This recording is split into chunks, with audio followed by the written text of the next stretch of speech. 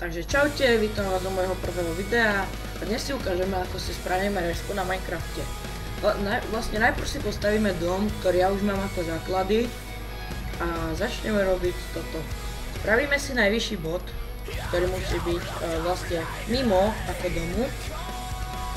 A musí byť vždy vyšší ako je dom. Tak keď sme si spravili, klikneme na ňo pravý. Potom na druhej strane vlastne musí to byť okolo PHP, takže tu vedľa klikneme na toto a klikneme ľavým.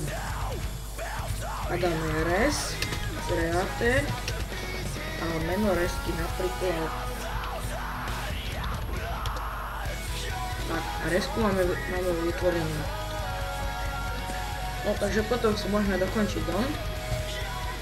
A keď chceme, aby nám tu nikto nemohol ísť, alebo niekto, aby tam nám tu nemohol ísť, tak dáme res, set, meno resky, takže star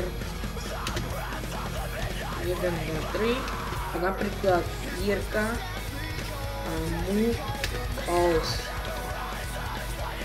Vlastne a teraz nám tu nemôže ísť do tejto našej resky hráč menom Jirka. A keď chceme napríklad niekomu povoliť, tak dáme move true. Takže true.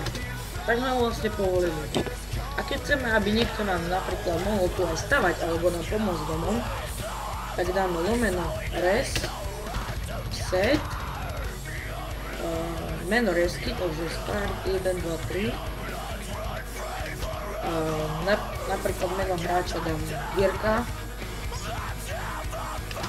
a move, alebo move, pardon, build, true, takže teraz nám tu môže stavať. A keď chceme, aby nám tu nikto nemohol stavať, tak move, false. No, takže podľa mňa by to bolo na moje prvé video všetko. Ďakujem vám za like alebo za odber, ktorý ma veľmi poteší. Ďakujem.